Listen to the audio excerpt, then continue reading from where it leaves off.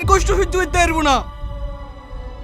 না ভাই, ওকে আমি কথা দিয়েছি আমি আর কোনো নেশা করব না। আমিও তোর কষ্ট সহ্য করতে পারবো না। এই বিষয় এই শ্রাবণী, তুই কেন এখানে? তোর বাড়িতে কেউ যায়নি?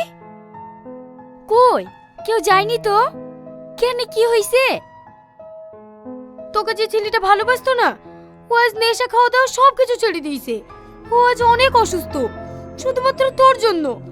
তোর মায়ের অপারেশনের জন্য তো ও যথেষ্ট সাহায্য করেছে। ও তোকে অনেক ভালোবাসে রে বোন, তুই ওকে বাঁচা। তুই কি বলছিস রে? আমি তো কিছুই বুঝতে পারছি নি। হ্যাঁ, আমি ঠিকই বলছি। ওর বড় ভাই তোকে খুঁজতে এসেছিল। ও আজ অনেক অসুস্থ।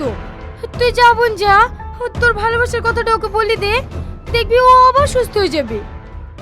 ঠিক আছে।